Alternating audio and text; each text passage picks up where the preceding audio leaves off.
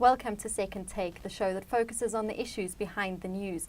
African Rainbow Minerals' decision to place its long-standing Machadodorp ferroalloys operation on care and maintenance was largely the result of uncompetitive electricity tariffs by Eskom. Mining Weekly editor Martin Creamer tells us more. Welcome, Martin. Thanks, Shannon.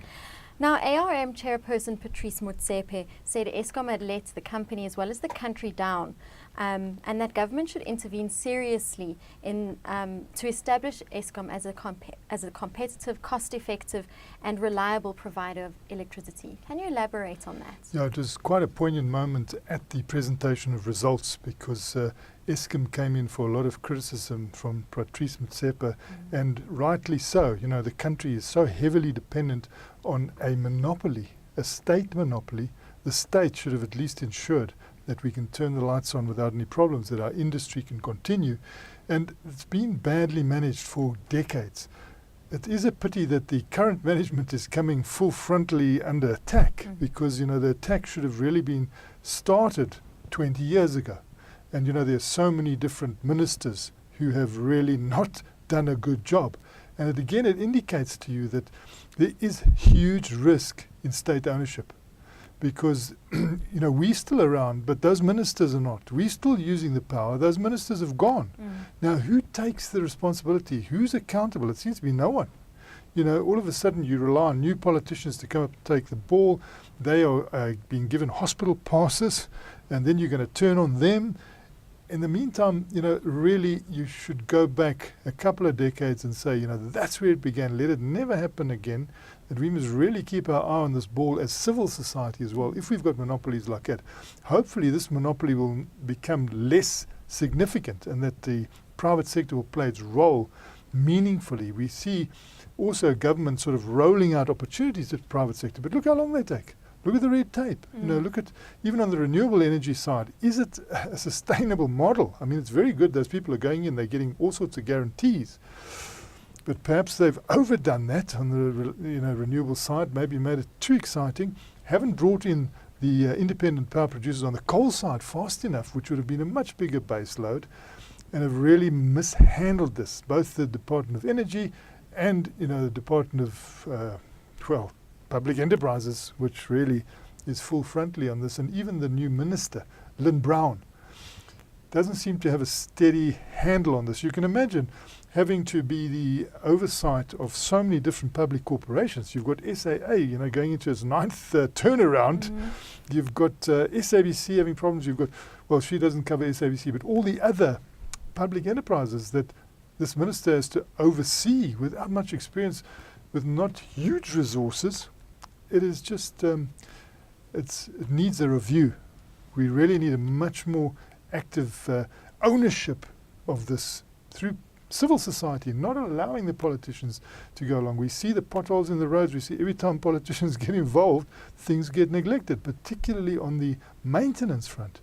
And now, you know, we have this situation of our probably premier black-controlled company, African Rainbow Minerals, you know, shaking its head in disbelief at the way a public sector energy monopoly has been managed, and saying, please, using the word seriously, you know, get serious about this. You've got to knock this into shape. It's got to be competitive. It's got to be cost effective, must be reliable. Otherwise, what can we do in this country? We're going to go backwards. And he did say, if you don't do something here seriously, there's no future for my children. You know, which was a big statement for a corporate head to make in a public forum. It almost comes down to economic sabotage. Well, it's a form of huge neglect. And the people who were responsible are hiding. You know, I'd like them to come forward and say, I'm sorry, because they've really let the side down, but it's over a long period of time. You know, I can remember even in the 2000s, the leadership of Eskom was saying our top priority is to be the lowest cost producer in the world. I mean, that was misreading things very badly. You can't just keep pushing the tariffs down, because then this big monopoly becomes something no one wants to buy, no one wants to become involved. You can't sell it, you can do nothing with it. It's a white, and it starts running the country down, which is what's happened with Eskom. ARM CEO Mike Schmidt has called Yes. for an appropriate beneficiation partnership between the private sector and government. What is he suggesting? Well, this was also made strongly at African Rainbow Minerals presentation of results, where a lot was offered voluntarily by the top brass, and also there was a lot of questioning. But they were saying, look, you can shout that you want beneficiation until you're blue in the face. It's not going to help if people do the sums and they find they're going to lose money hand over fist if they do what you want. You know, you can set out a whole lot of strategic minerals and say, go for those. They will look at them, they'll do all the homework and say, gee, if we goes for those, we bankrupt, you know, in a few years. So you can't just make these statements that you must beneficiate. There's got to be a business case. And if there's a business case, you'll probably find the private sector is there before the government, because they're always doing the sums. So if in the absence of people rushing forward to add value to our metals and minerals, and why is that the only industry that we want to add value to? What about, you know, wheat? We grow it in the Free State. Should we be saying to people, hey, make biscuits? Or, you know, I mean, you do that when there's a business case. If there's not a business case, they're not going to do it. So what you really need is a very strong macroeconomic atmosphere which persuades people to dart off and do a whole lot of things. If you don't do that, you've got to have a partnership. You've got to sit down with the guy and say, look, I really want you to add value to platinum. And the guy will say, I also want to do it, but I'm going to go bankrupt. And you say, but how can we stop you going bankrupt? Maybe without losing jobs. Without losing jobs. Or can we give you a tax incentive or something? And that's not always good, because, you know, we've seen in the past, tax incentives people love. They take them, and then the government says, look, we can't afford that anymore. And then they close because they become so reliant. It's when you've got a whole lot of pigeons out there that are free and easy and on being fed, and you throw food out every day. They become reliable on that. When you take that food away, they go somewhere else. And it's the same as if you just dish out, you know, tax incentives and that. But what other way can you do it? If you really want this beneficiation, you're going to have to dish out something. And it's preferable not to have to dish out something. But then if you're saying, I definitely want it, you've got to dish out an incentive. And this is not happening, and there has to be a partnership where you work together. So they're making that point that beneficiation can't stand through word alone. There's got to be substance. And it must be sustainable. Got to be sustainable. I mean, we're looking at things that come up and fall, you know, and who benefits from that? So, but business has normally got its head screwed on. You know, it doesn't enter something that it knows that its shareholders are going to persecute it for, and that they're going to be thrown out as CEOs. You know, they've got that ownership ethic, and they need to support and float all boats.